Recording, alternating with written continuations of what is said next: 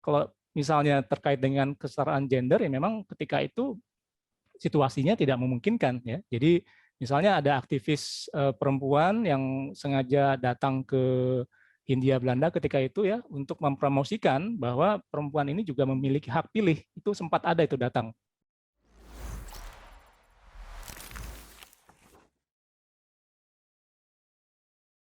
Sama kondisinya juga sama, hanya mungkin mereka memiliki kesempatan apa boleh dikatakan lebih awal ya, karena kan terkait dengan teknologi dan juga terkait juga dengan misalnya pendidikan. Jadi sejauh kalau misalnya ini kan kembali lagi kalau misalnya mereka mampu membaca ya mendapatkan informasi kan akan lebih boleh dikatakan berbeda dengan mereka yang tidak mendapatkan informasi. Jadi ketika itu memang sangat terbatas sekali. Bahkan kembali tadi ya saya menyinggung Alita Jacobs, Ya. dia adalah perempuan Belanda pertama yang bisa melanjutkan ke perguruan tinggi di Fakultas Kedokteran. Jadi ketika itu perempuan di Belanda ya itu belum boleh masuk ke universitas. Tapi dengan peran Alita Jacobs ini dan juga, dia juga punya koneksi juga dengan Perdana Menteri Belanda, apa ayahnya ya. Jadi ini boleh dikatakan dia mendapatkan kesempatan dan membuka pintu bagi para perempuan di Belanda untuk melanjutkan ke perguruan tinggi. Itu tahun sekitar mungkin awal abad 20 ya atau akhir abad ke-19. Dan ini kalau kita bandingkan dengan sekarang, ini kapan kita punya perguruan tinggi gitu ya. Kalau misalnya boleh dibilang, kita kan baru mungkin abad 20 tahun-tahun ya boleh dikatakan ITB itu kapan tuh di ininya apa namanya dibuka misalnya itu, atau mungkin UI itu kapan dibuka, walaupun dikatakan 1800-an tapi itu kan apa sekolah kedokterannya gitu ya yang mungkin tidak setingkat dengan perguruan tinggi, tapi setidaknya kita bisa melihat, kita membandingkan. Atau mungkin dengan Filipina abad 19 mereka sudah punya perguruan tinggi. Jadi ini kan mungkin tingkat apa istilahnya, kalau saya boleh pinjam literasinya, bagaimana mereka ini melek terhadap sesuatu, terhadap informasi, itu sangat berbeda. Dan semakin mereka mendapatkan informasi akan mungkin semakin tercerahkan gitu. Jadi lagi-lagi kalau misalnya kita di sini bicara kesetaraan ya, kalau misalnya satu informasi itu satu pihak informasinya ditutup gitu ya, atau katakanlah aksesnya dibatasi ya sudah, akan sampai sekarang pun terbatas. Dan ini mungkin juga terjadi di belahan dunia lain ya, yang sampai sekarang kaum perempuannya itu tidak mendapatkan akses untuk pendidikan gitu. Jadi memang mungkin berkorelasi positif banget ya Mas antara kesempatan perempuan untuk belajar atau mengakses informasi dengan bagaimana juga perlakuan masyarakat terhadap memandang kesetaraan antara laki-laki dan perempuan gitu ya Mas. Karena kalau udah ada informasi, si perempuannya juga mungkin bisa terkoneksi dan memang bagaimana mau melakukan pergerakan kalau awalnya aja nggak punya informasi kan, jadi mungkin harus punya informasi dulu.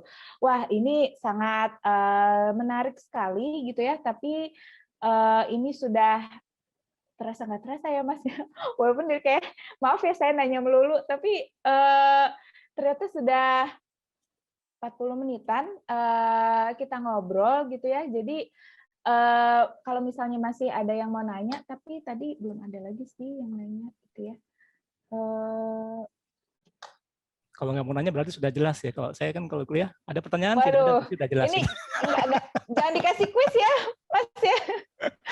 Ini paling deg-degan nih biasanya kalau dosen nanya. Udah jelas, wah ini antara mau jawab antara iya Pak, misi Pak, pamit Pak, atau nanti kalau ujian tapi nggak bisa jawab, nah itu. Wah ini dia.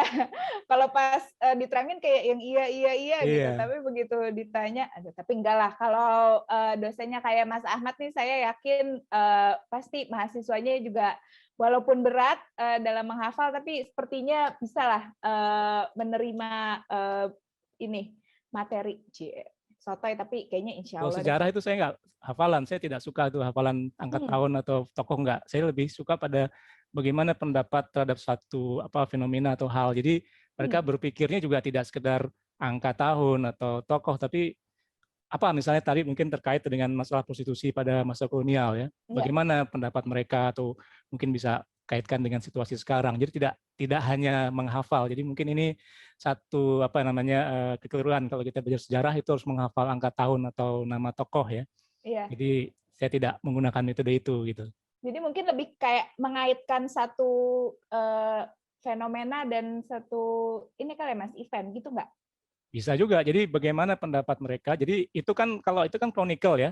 Ya, Tahun, siapa, kapan atau apa itu kan chronicle. Tapi ketika bicara ini pendapatnya bagaimana, jadi mereka akan bisa mungkin mengkaitkan dengan apa persoalan-persoalan yang di luar dari hal itu. Tadi kita bicara bisa ekonomi, mungkin kita juga bisa bicara politik, bahkan mungkin psikologi ya kalau kita terkait dengan pemikiran gitu.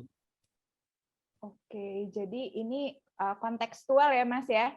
Wah, ini memang tidak salah nih kita senang banget sore ini ngobrolnya sama pengajar luar biasa gitu kan. Bukan pengajar biasa gitu kan kalau mau Biasa di luar ya. Oke, baik. Ini mungkin dari tim PBK ada yang mau ditambahkan kah yang ada di panelis? Mau berfoto-foto?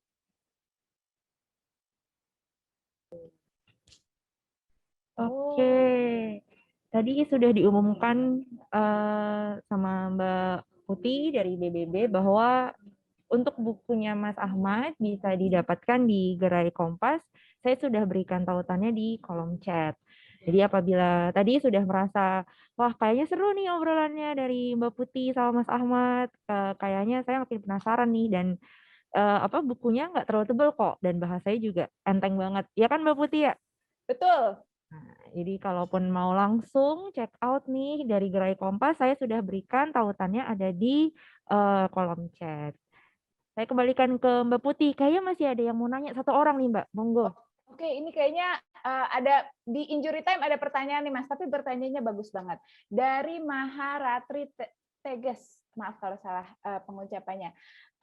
Membahas tabu terhadap fluiditas gender. Apakah menurut Bapak Ahmad kondisinya sama dengan sekarang dengan terdahulu?